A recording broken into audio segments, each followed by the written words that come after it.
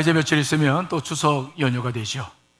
추석이 되면 오랜만에 흩어졌던 가족들을 만날 수 있기 때문에 기쁨과 설레임으로 가득 찹니다. 그런데 그런 기쁨과 즐거움, 설레임의 한 중심에는 우리 부모님들이 계세요. 부모님들이 계셨기에 우리가 태어났고, 부모님이 사랑으로 우리를 지금까지 양육해 주셨기 때문에 오늘이 있는 것이죠.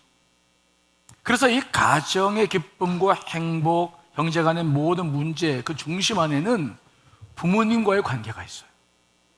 그러니까 가정의 행복, 가족의 행복이라는 것은 그냥 노력한다고 되는 게 아니라 부모님과의 관계에서부터 사실은 귀한 일들이 이제 벌어지기 시작하는 것이죠.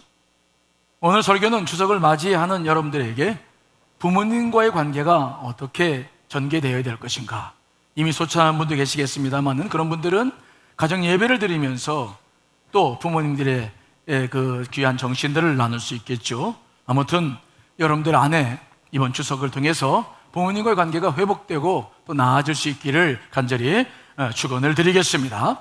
자, 먼저 이 부모와의 관계는 하나님께서 십계명 가운데서 복을 약속하신, 즉 1계명부터 10계명까지 있는데 이것을 지켰을 때에 이런 복을 주겠다고 약속하신 말씀은 이거 한 가지, 딱 한 가지.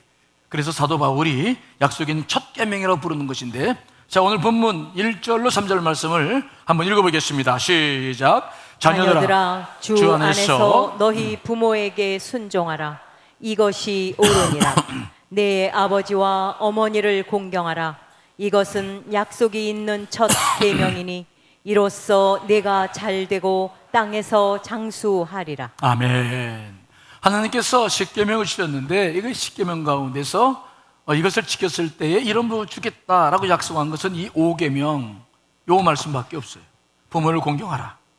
그러면 내가 잘되고 땅에서 장수한다, 잘된다, 형통한다, 복받는다.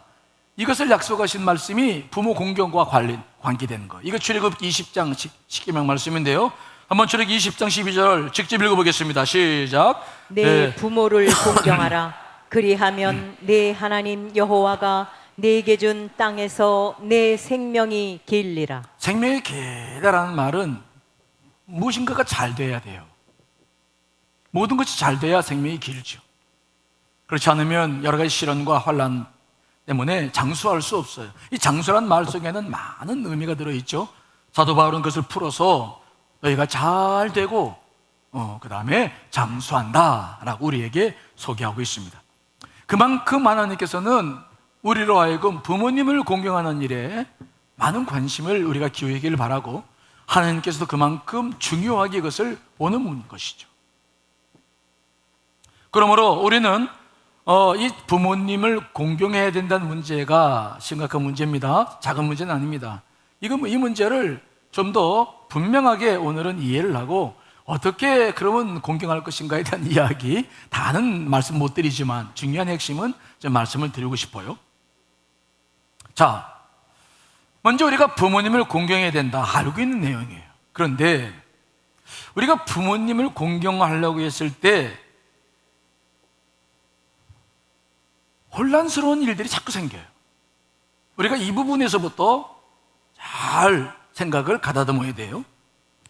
예를 들어서 부모님이 한 50대, 60대 건강하시다. 그러면 그런 부모님들은 공경하는 게 어렵지 않아요. 용돈 드리고 뭐 필요할 때 찾아가 뵙고 뭐 이런 것들은 문제가 되질 않아. 어렵지가 않아. 그것도 물론 어려운 문제지만 그래도 그냥 다른 것에 비하면 어렵지 않아. 그런데 문제는 무엇입니까? 부모님들이 나이가 들어가면서 변화되어 가기 시작하는 거예요. 즉 언제고 50대, 60대가 아니에요. 70대만도 괜찮은데 70대만으로 그냥 서 있는 것이 아니에요. 부모님들은 계속 세월이 흘러감에 따라서, 나이가 들어감에 따라서 바뀌어가는 거예요. 따라서 우리는 부모님을 공경한다는 것이 자기 기준 딱 정해놓고 용돈 얼마 드리고 언제 본다, 정해놓은 것으로 부모님을 공경하는 것으로 끝난다고 생각하시면 큰 문제가 생기는 거예요. 그게 아니라 우리가 부모님을 공경한다는 것은 부모님이 연세가 드심에 따라 변화되어 가는 과정을 살피면서부터 우리가 공경해야 할 일들을 바라볼 수 있는 안목이 우리 가운데 있어야 될 줄 믿습니다. 부모님들이 변화의 폭이 작을 때는 괜찮아요. 그러나 부모님이 예를 들어서 똑같은 질문을 계속 하시거나 별것 아니어가지고 막 크게 막 두려워하시고 놀라신다면은 부모님의 뭔가 변화가 있기 시작한 때예요. 급기야 부모님이 평소와 다른 반응을 보이기 시작한다면 우리는 부모님의 변화를 유심하게 봐야 돼요. 예를 들어서 텔레비전을 보는데 볼륨을 막 크게 자꾸 틀어놓으라고 말씀하실 때가 있죠. 청력이 나빠지시는 것이죠. 예전과 달라지는 거예요. 또 낮잠을 자꾸 주무시거나 걸음걸이가 위태롭게 걷거나 자주 넘어지실 때 아니면 병원을 자주 다니신다라고 한다면 평소와 같지 않아요. 이런 상황이 오면 우리는 부모님과의 새로운 삶의 단계로 들어가야 됩니다. 부모님에게 우리의 도움이 더 많이 필요한 시기가 오는 거예요. 제 경험도 좀 말씀드릴까요? 제가 부에서 젊었을 때 목회를 할 때 이제 고향에 가까우니까 가끔 이제 어머님을 자주 찾아뵙는데, 근데 어느 날부터 어머님이 음식을 해주시면서 먹어보면 음식 맛이 달라져. 그런 거 느껴져요? 어머님이 해주시는 음식 맛이 달라는 걸 느낍니까? 자꾸 짜지는 거예요. 우리 어머님은 심심하게 맵지 않게 잡수시는데 자꾸 짜지는 거예요. 근데 본인도 알아. 우리 어머님이 그랬어요. 야, 내 음식이 자꾸 짜진다. 그런데 어머님이 말씀하시기를 뭐라고 말씀하시냐면은, 우리 중천도 사출인지 모르겠습니다만, 그런데 음식이 간간해야 먹지, 야, 이제 옛날처럼 그렇게 못 먹겠다. 그러시면서 음식을 해주시는데 음식이 계속 짜지는 거예요. 이거는 단순한 문제가 아니에요. 어머님이 신체적인 변화가 이제 본격적으로 시작될 수 있다는 가능성을 예고하는 일들이에요. 제가 그때는 몰랐는데 뒤돌아보니까 그때 그런 변화를 어머님이 하실 때였는데 그걸 몰랐거든요. 이걸 알게 되는 거예요. 그리고 어머님이 음식을 해서 내놓으실 때 보면은 반찬이 굉장히, 우리 어머님이 자기 관리를 철저히 하셔서 음식을 주로 나물 중심이었지만 다양하게 하시는 분이신데 자꾸 음식 그 반찬 수가 줄어들어. 이게 귀찮다 이 말이시죠. 그래서 언젠가 가봤더니 어머님이 딱 3가지를 놓고 잡수시더라고요. 첫째는 뭐냐면 어머님이 이제 미역국을 잘 끓이세요. 우리 어머니 미역국은 정말 일품이에요. 하여튼 미역국 끓여 놓으시고, 두 번째는 강된장에, 뭔지 아시죠? 강된장에다가 그래서 김치 하나 넣고 잡수셔. 아니 예전에 절대 그러시지 않으셨거든요. 그래서 어머니 어머니 왜 그래요? 야 혼자 먹으니까 그렇지. 야 뭐 그냥 이제 먹고 사는 거야. 귀찮다는 거예요. 근데 이것이 변화예요. 노인들이 노년기에 접어들어서 변화되어져 가는 것을 유심히 봐야 될 때인데 잘 몰랐죠. 그런데 이런 변화들이 시작되는 거예요. 이런 변화가 시작되면은 이제는 우리가 예전에 맺었던 관계만 가지고 되지 않아요. 좀 더 세심한 관계와 세심한 관심이 필요한 시기가 다가왔다는 것이죠.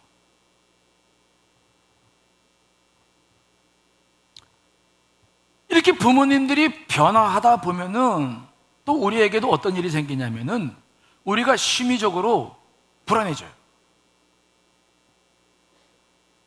예전에 부모님은 우리를 지켜주셨습니다. 우리는 부모님들의 보호를 받으면서 그 안에서 심리적인 안정감을 우리가 가지고 있어요. 이거 굉장히 중요한 겁니다, 삶을 살 때. 그래서 고향에 가는 거예요. 어머님이 계시다, 아버님이 계시다. 심리적인 안정감은 굉장히 큰 것입니다. 그런데 부모님이 열려주심으로 말미암아 그동안 부모님으로부터 받아왔던 심적 안정감이 이제 부모님이 변하면서 우리 안에 있는 것이 흔들리기 시작해요. 물론 심리적인 안정감이라는 것은 순전히 주관적인 감정이기 때문에 모든 상황에서 똑같은 감정을 느낀다고 말할 수는 없을 것입니다. 그런데 이 심리적 안정감은 어디서 와지느냐? 나보다 연장자가 살아있다. 내가 내 가족 중에서 가장 연장자가 아니다라는 것을 통해서 얻는 것이 이 가족 안에서의 심리적 안정감인데, 갑자기 부모님이 소천하시거나 연약해지기 시작하시면 내가 가지고 있는 이런 심리적 안정감이 불안해지기 시작하는 거예요. 흔들리기 시작하는 거예요. 저도 그런 경험을 했습니다. 저는 이제 양가 부모님이 다 소천하셨어요. 근데 제일 늦게 소천하신 분이 우리 처갓집의 장모님이셨어요. 그런데 장모님은 하늘나라로 보내고 난 다음에 제가 느낀 감정이 뭐냐면 이제는 고아가 됐네. 부모님이 아무도 안 계신 거야. 고아가 됐어. 정말 이제는 연장자가 처가 쪽으로는 없어. 내가 제일 연장자야. 내가 어른이야. 어느 날 갑자기 내가 모든 것을 책임져야만 되는, 그런 건 아니지만 심리적으로 그런 사람이 된 거예요. 심리적인 안정감이 흔들리고 새롭게 정립해야 될 위기에 내가 처해지는 거예요. 여러분, 그 허전함이라는 거 경험해 보셨어? 이제 추석이 돼도 갈 곳이 없어. 갈 곳이. 찾아뵐 부모님이 안 계셔요. 옛날에는 그냥 바래바래 싸가지고 그냥 든지 몇 시간 걸려도 그냥 그 기쁨으로 살았는데, 물론 불평을 좀 했죠. 너무 막히니까. 근데 이제는 갈 곳이 없어. 이제는 그때가 그리워요. 그리워. 어딘가 가긴 가야 되는데 갈 곳이 없어. 여러분, 그런 허전함을 느끼십니까? 그럴 때가 와요.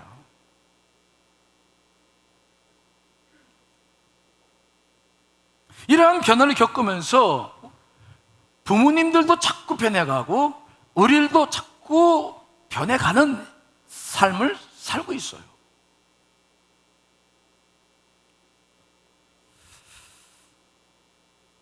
그렇기 때문에 부모님과의 관계를 고정적으로 객관화시켜서 어떤 매뉴얼처럼 딱딱 정해놓고 그렇게 그 부모님을 섬기기는 점차 어려워지는 거죠. 이제 우리 스스로가 그동안 살아왔던 평온함을 포기하고 부모님과 새로운 관계를 맺어야 하는 것을 현실로 받아들일 때가 각자 경우에 따라 다르지만 와지는 거예요.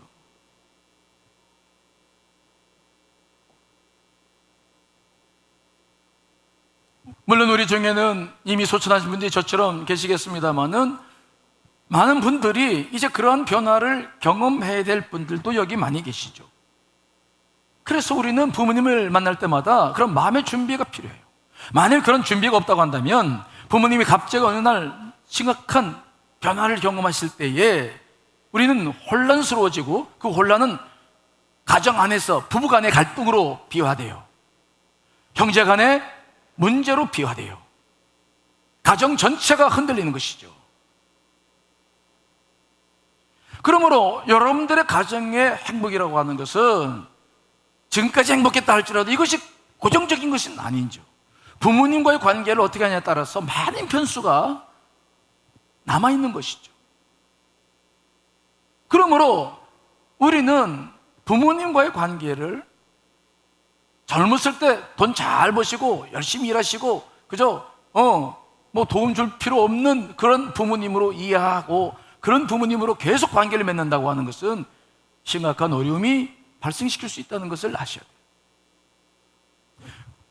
그러므로 우리는 이 부모님과의 관계를 늘 살아있는 관계, 죽은 관계가 아니에요. 그냥 돈 몇 푼 보내드리고 그게 아니라 정말 하나님께서 그토록 원하시는 것이고 그토록 소중히 여기시는 것이기 때문에 이 문제는 깊은 마음으로 살필 필요가 있다. 특별히 우리 부모님들은 노년이 되면서 세 가지의 것들에 주목합니다. 이 세 가지는 정말 필요한 심리적인 것들인데, 첫째는 뭐냐? 부모님들은 보호받고 싶어 한다. 뭐라고요? 보호받고 싶어. 이것이 젊었을 때는 내 힘으로 하니까 내가 보호를 해줬는데 이제는 상황이 바뀌어지는 거예요. 이런 상황이 바뀌어지면서 부모님들도 이런 상황을 받아들이기 힘들어지고 자식들도 계속 내가 도움받아 왔는데 내가 보호해준대. 이거 어려운 일이라서 이것들이 변화를 내는데 조금 어떤 과정들이 있긴 있지만은 그러나 결국은 어쩔 수 없이 이런 일이 생깁니다. 물론 우리 중에는 부모님 중에는 야야야야 귀찮아 나 혼자 살까 야 혼자 사니까 너무 좋다 야 그런 분들이 있어요 없어요? 있어요. 그냥 먹고 싶을 때 먹고 자고 싶을 때 자고 외출하고 싶을 때 외출하고 자식들 눈치 안 보고 아무도 눈치 안 보고 얼마나 좋아. 근데 그렇게 말씀하시는 분들 자세히 보세요. 그런 분들은 전부 어머님들이에요. 아버지는 그런 말 안 해요. 그 어머니들 중에서 어떤 분들이냐, 계속 남편이나 자식들과의 관계 속에서 자유롭게 살지 못했던 분들이 주로 그래요. 하지만 그런 분들도 조금 육신이 불편하게 지기 시작하면 생각이 금방 바뀌어요.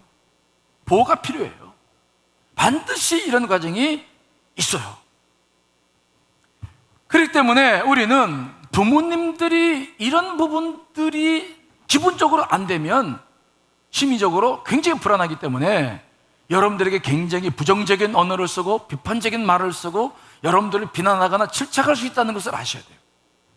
부모님들이 여러분들에게 막 큰 소리를 치시고 뭔가를 나무라실 때에는 그런 것 때문에 그 사실도 있겠지만, 그러나 더 중요한 그분들이 가지고 있는 밑바닥에서는 불안하다는 거예요. 내가 불안하다. 불안함을 느끼는 거예요. 예를 들어서 여러분들이 부모님을 찾아뵙는데 오랜만이구나 이렇게 말씀하신다거나, 아니면 뭐 같이 살면서도 좀 더 일찍 올 수 있지 않았냐, 내가 얼마나 널 걱정했는데, 이런 말을 듣는다면은 우리는 부모님과의 관계에 있어서 시간을 더 늘려야 돼요. 지금 대단히 불안하신 것입니다. 그래서 언성이 높아지고 사납게 우리에게 이야기하는 것입니다. 그때 그런 어머님, 부모님을 생각지 못하고 막 같이 언성을 높여버리면 이건 굉장히 심각한 문제가 생겨요. 여러분들이, 우리가 알아야 될 건 뭐냐? 나는 더 이상 부모님으로부터 보호받아야 될 대상이 아니에요. 나는 이제 부모님을 모셔야 될 만큼 성장한 어른이라는 사실을 이해하시길 간절히 축원합니다. 부모님 앞에서 언제까지가 어린아이가 아니라는 거예요.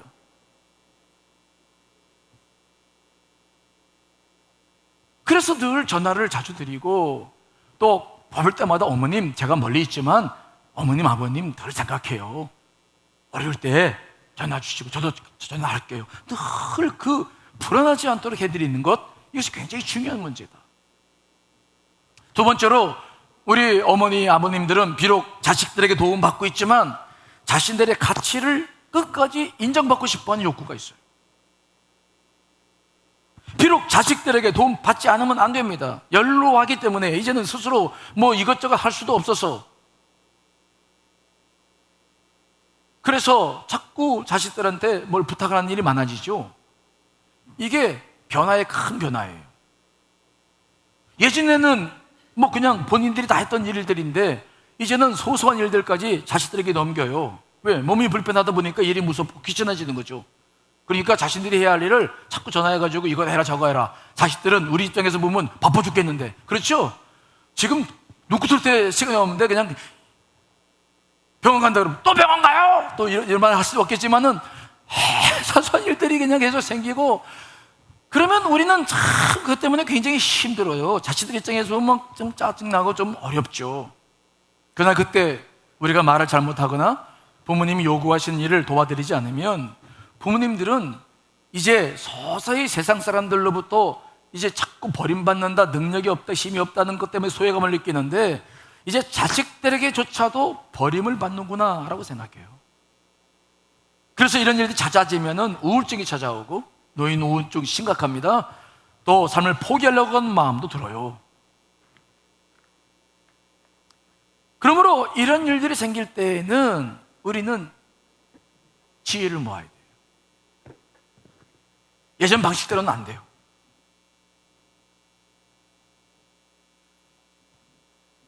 그러나 아무리 우리가 사소한 일들을 도와드리고 병원을 같이 가고 산책을 시켜드리고 식사를 같이 해드리고 불편한 일들을 해결한다 할지라도 부모님들은 언제든지 자기가 부모라는 사실이 있지 않아요.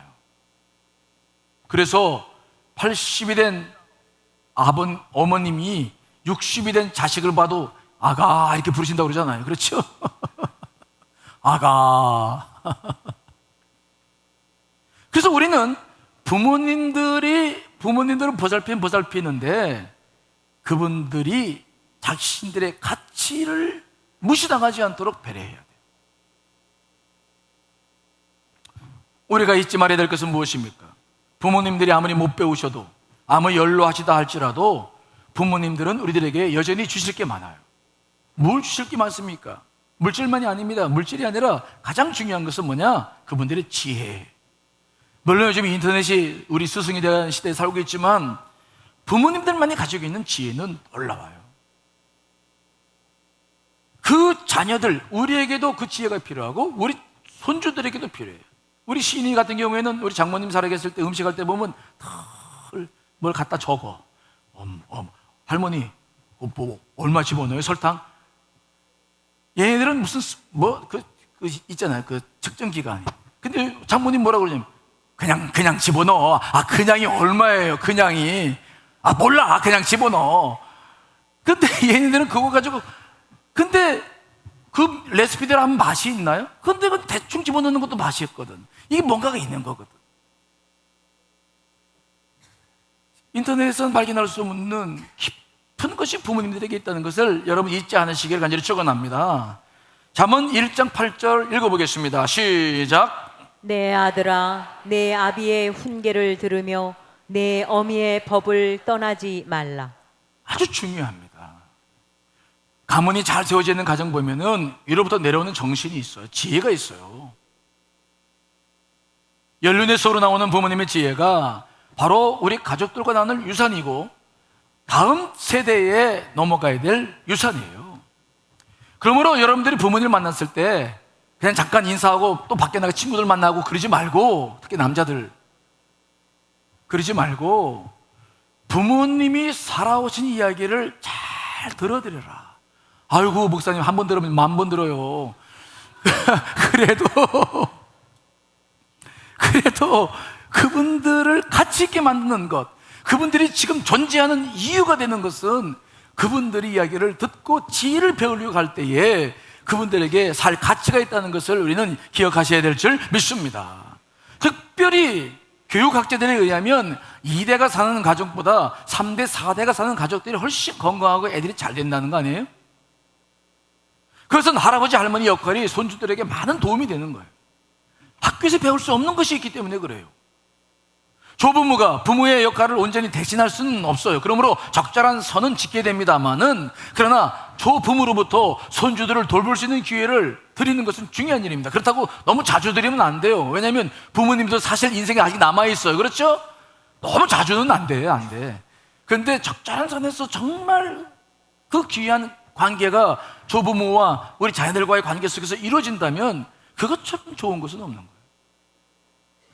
진 제로메리 쓴 노년의 부모를 어떻게 보살필까라는 책의 내용에 보니까 이런 말이 있어요. 우리는 부모로부터 많은 것을 배울 수 있다.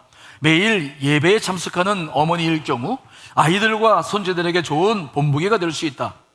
어머니가 매일 밤 텔레비전을 끄고 주님께 기도할 때 다른 사람들은 인생에서 가장 중요한 것이 무엇인가를 깨닫게 된다.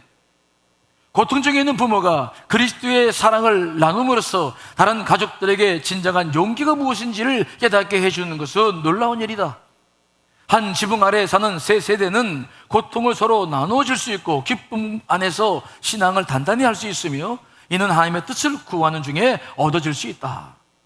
정말 아름다운 관계죠. 여러분, 노인들은 젊은이가 필요해요. 자녀들이 필요합니다. 그러나 자녀들에게도 바로 부모들이 필요한 줄 믿습니다. 서로 필요한 존재라는 것을 인식하는 것, 그것이 부모님을 공경할 때 아주 중요한 이유가 될 수 있어요. 세 번째, 부모님들은 사랑받고 싶어 해요. 우리는 부모님에게 사랑받는 게 익숙해져 있죠. 그렇지만 부모님이 연로해지심에 따라 상황이 바뀌어진다는 것 깨달으셔야 돼요. 비록 드러내놓고 말씀하지 않지만 부모님 역시 사랑받고 싶어하는 마음이 있어요. 근데 문제는 뭡니까? 우리가 부모님으로부터 그동안 많은 사랑을 받다가 부모님을 사랑해야 된다는 게, 이게 굉장히 이 과정이 어려워요. 그래서 이걸 잘 못해. 부모님을 어린아이처럼 돌봐야 된다는 것이 이렇게 쉽게 받아들이지가 않아요. 물론 부모님과 사이가 좋았던 자녀들은 쉽게 할 수 있지만 부모님과 사이가 좋지 않은 사람들은 더더욱 어려워요. 밥을 먹여드리거나 화장실에 모시고 가는 것처럼 이런 일들이 우리 안에 익숙하지 않아서 굉장히 낯설죠. 내가 자식들에게는 해주지만 부모님이 나에게 냈지만 이제 내가 거꾸로 그것을 위에다 부모님께 해야 된다. 이게 굉장히 어려운 일이지만 그러나 해야 할 때가 오는 거예요. 아버님이 소천하셔서 장례식을 치러 어떤 권사님하고 대화를 나누다가 몇 가지를 물어봤죠. 그 권사님은 아버님을 손수 몇 개월 동안 이제 간병인 쓰지 않고 본인이 직접 모시다가 하늘나라로 보내드렸어요. 장례식을 마치고 그래서 제가 물어봤어요. 아버님 병소발하는 과정에서 제일 힘든 게 무엇입니까? 물었더니 아버님을 매일 씻기고 옷 갈아입히는 것이 힘들어. 아버님이 아무리 노년이시지만 자기 의식이 있는데 자기 몸을 딸에게 맡긴다는 게 이게 아버님으로서 굉장히 이게 어려운 일이에요. 자기도 어렵고. 그래서 처음에 굉장히 이것 때문에 힘들었는데 그래서 어떻게 했냐고 그랬더니 기도했대. 하나님, 제가 이 아버님과의 관계에서 자식과 부모의 관계지만 이제는 이렇게 될 수밖에 없고 이렇게 하고 싶은데 하나님 지혜를 달라고 어떻게 하면 아버님과 자연스러운 관계 속에서 아버님의 영혼을 끝까지 책임질 수 있겠습니까? 그랬더니 주님께서 긍휼의 마음을 주시더래. 아버님과 관계 좋지 않아서 사실 밉기도 하고 막 그랬는데 기도를 하면서 아버님의 영혼을 보니까 얼마나 아버님이 사랑스러운지 마치 어린아이 사랑하는 것처럼 이 권사님 안에 그런 긍휼의 마음이 생기기 시작했어요. 그래서 끝까지 그 일을 감당하는데 놀라운 사실은 아버님도 그 마음을 그대로 받아들이셨어. 글 시킬 때마다 고맙다라고 말씀하시고, 그리고 이제 복음을 증거하니까 그러고 났더니 복음을 증거했더니 복음을 잘 받아들이셔서 예수께서 영접하고 하늘나라에 보낼 수 있었다고 간증하시는 소리를 제가 듣고 은혜 받았어요. 우리 부모님들은 나이가 드시면서 점점 어린아이처럼 변해감, 이게 자연스럽고 본질적인 것입니다. 어린아이가 사랑을 원하듯 우리 부모님도 정말 사랑을 원해요. 표현하지 않습니다. 드러내지는 않습니다. 하지만 정말 부모님들에게 사랑이 필요해요. 그 사랑이 얼마나 소중한 것인지 몰라요. 여러분, 부모님들을 진실로 사랑하시기를 간절히 축원합니다. 그렇다면 구체적으로 부모님은 어떻게 공경해야 할까? 제가 이에 대해서 상식적인 이야기는 말씀드리고 싶지 않아요. 왜냐하면 저보다 여러분들 더 잘 알고 계시고 또 구체적인 방법에 대해서도 이미 잘 알고 계시기 때문에 제가 또 따로 말씀드릴 필요는 없을 것 같은데, 다만 영적인 문제에 대해서는 제가 말씀드릴 필요가 있다고 생각해요. 부모님을 모실 때 무엇에 가장 관심을 가져야 되느냐?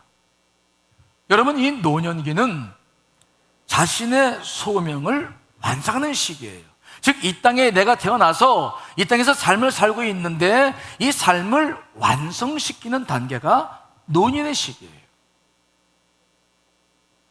그러므로 부모님들이 나이가 들어가시는 것은 이제 자신의 인생을 완성해 나가야 될 시기에 도달했다는 것을 우리가 알아야 돼요. 그러므로 우리는 부모님을 공경하되 무엇에 가장 큰 관심을 가져야 되냐면 이분들의 인생을 완성시켜 나가는, 이분들이 인생을 마감을 잘 할 수 있도록 우리가 그분들을 공경해야 될 줄 믿습니다. 부모님의 삶은 아직 끝나지 않았어요. 이제는 본격적으로 하나님과 하나가 될 수 있는 시기가 됐어요. 왜? 그동안에는 먹고 사느라고 자식들 키우느라고 정신없이 일하고 정신없어. 그러나 이제는 그런 일이 다 끝났어요.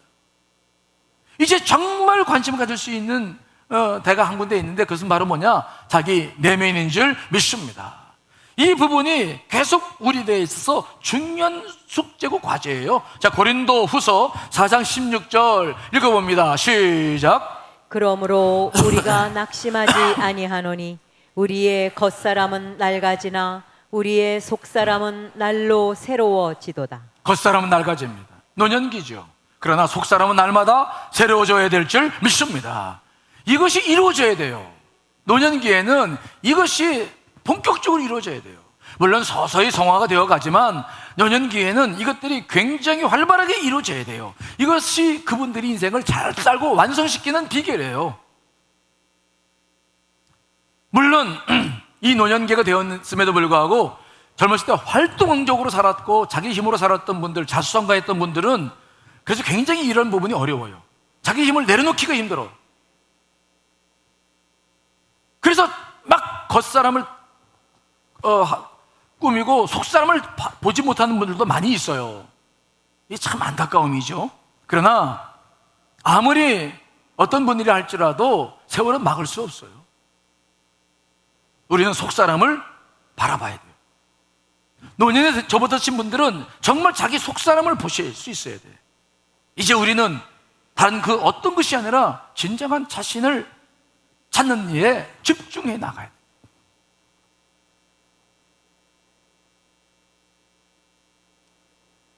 그러므로 우리 자녀들이 관심 가져야 될 것은 뭐냐?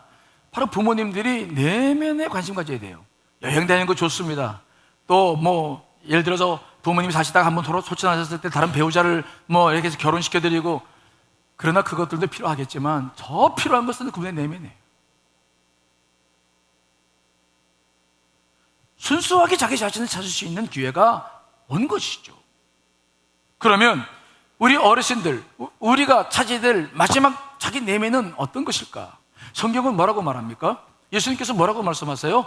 자, 마태복음 18장 3절 말씀 읽어봅니다. 시작.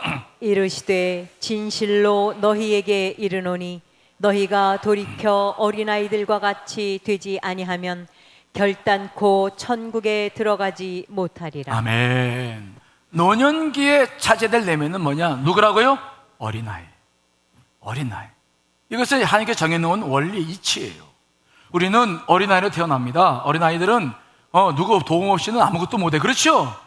그러나 자아가 생기고 성장하면서 이젠 제 힘으로 막 살아보고 지금까지 인생을 살아오면서 이런 것 저런 거 이루어오며 살아왔습니다. 하지만 결국은 다시 무엇으로 돌아가서 하나님께 어떻게 합니까? 어린아이. 어린아이의 특징이 무엇입니까? 의존성이에요. 의존성. 즉 노년기에 접어드신 분들은 이걸 배워야 돼요. 젊었을 때까지는 내 힘으로 다 했는데 이제는 안 돼요. 발버둥 쳐보세요. 안 돼요. 그게 세상 이치예요. 무엇을 쉽게 받아들여야 되느냐? 의존성. 의존성. 나는 누군가 도움이 필요하다. 내 힘으로 하려고 하는 것이 아니라 의존해야 될 필요성이 있다는 것을 인정하는 것. 이게 우리 노년기에 접어든 사람들에게는 굉장히 중요한 것입니다. 그런데 이 의존성이라고 하는 것이 발전돼서 어린아이처럼 되어져서 이제 마지막 하나님을 전적으로 의존하고 그분 곁에 가는 것인데 이게 쉽게 이루어지지 않아요. 그래서 그 중간 단계에서 누가 노력해 주느냐? 우리 자녀들이 노력해 줘요. 우리가 노년기 접어드신 분들은요 절대로 다른 사람 도움 안 받으려고 그래요. 우리가 전철 타고 갔을 때 노인석이 있어. 노약자석이. 거기 앉고 싶어하는 분도 계시지만 어떤 분들은 석에서 앉으려고 해도 앉으려고 해요? 안 앉으려고 그래요? 너 앉아. 아니 앉으시.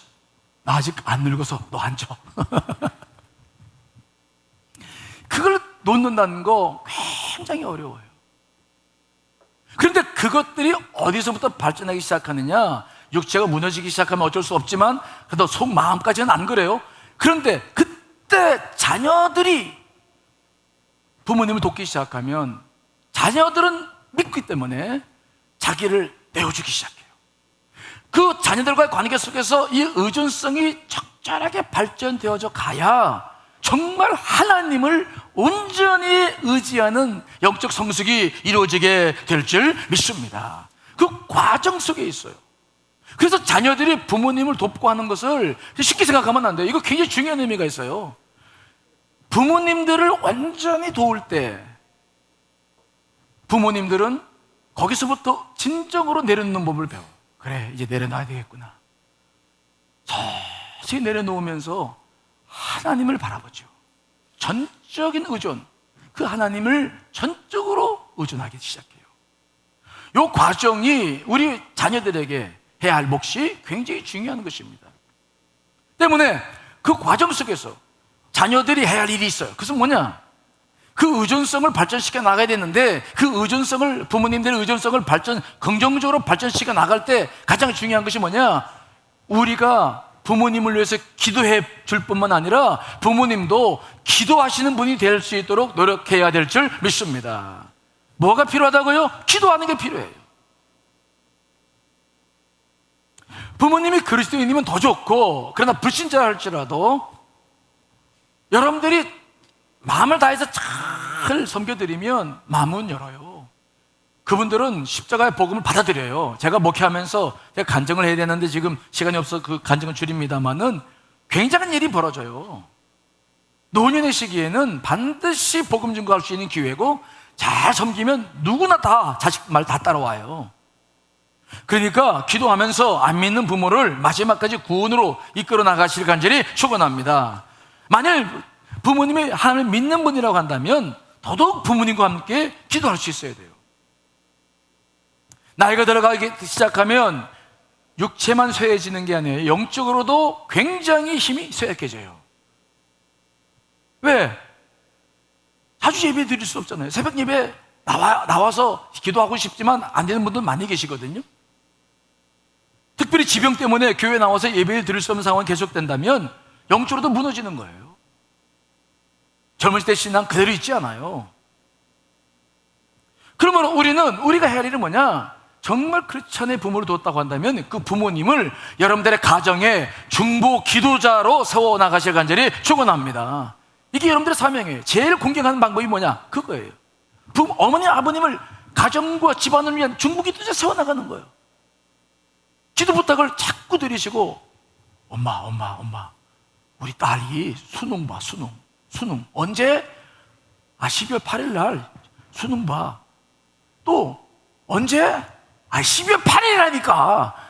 그래도 자꾸 기도할 수 있도록 도와드려야 돼요. 써드리고 기도해 주세요. 어머니, 그래서 우리 남편이 넷째 사위가 이제 나이가 들어서 실직했어. 무슨 일을 해야 돼요? 기도해야 돼. 엄마 기도해 주세요. 기도를 자꾸 부탁드리고 그 기도에 밭을 드리게 하시고 기도가 응답됐을 때 나누고 기뻐해 드리고 기도의 기쁨, 영적인 기쁨이 무엇인지를 경험해 나갈 수 있게 하셔야 돼요. 그러면 그분들은 생명을 걸고 마지막 생명을 걸고 여러분 자식과 여러분과 가문을 위해서 기도하시는 분들이 되어 갈 줄 분명히 믿습니다. 그분들로 하여금 기도를 배우게 하셔야 돼요. 특별히 연세가 되실수록 기도를 못 배우면 이게 인생의 완성이 안 돼요. 신앙생활 하는데 가장 큰 문제가 뭐냐? 교회는 오래되면서 몇십 년 다녔는데 기도할 줄을 몰라. 이게 큰 병이에요. 그러므로 기도를 배워나가야 마지막 영원한 세계까지 자식들을 위해서 영원한 천국을 위해서 우리가 끝까지 사명을 다갈 수 있는 거예요. 그러므로 연세 드신 우리 어르신들은 정말 기도하는 일에 최선을 다하셔야 돼요. 그리고 우리 자녀들은 어떻게든지 부모님들을 우리 가정에 뭐로 세우라고요? 중보 기도자로 어머님 아버님을 세워드리고 기뻐해드리고 자꾸 보고해드리고 감사드리고 그 기쁨이 얼마나 큰지 몰라요. 제가 강화에서 목회할 때 강남교회가 있었어요. 강남교회. 서울의 강남이 아니라 강화의 강남교회. 하마동천에 있는 옆에가 강남교회가 있어요. 굉장히 130년 됐나 120년 됐나 오래된 교회.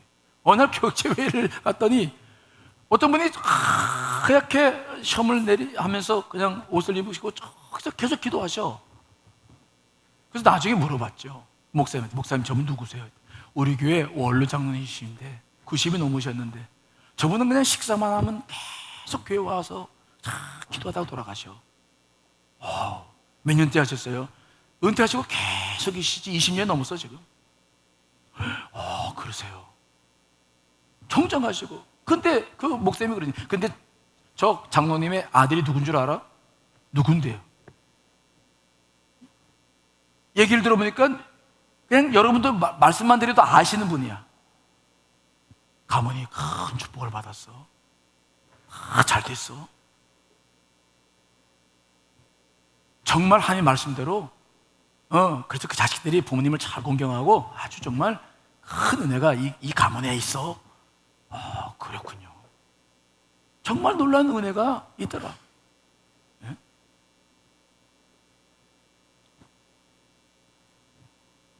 우리가 그 부모님들을 중보기도자로 세워드려야 되고 두 번째로 해야 할 일이 또 있는데 뭐냐?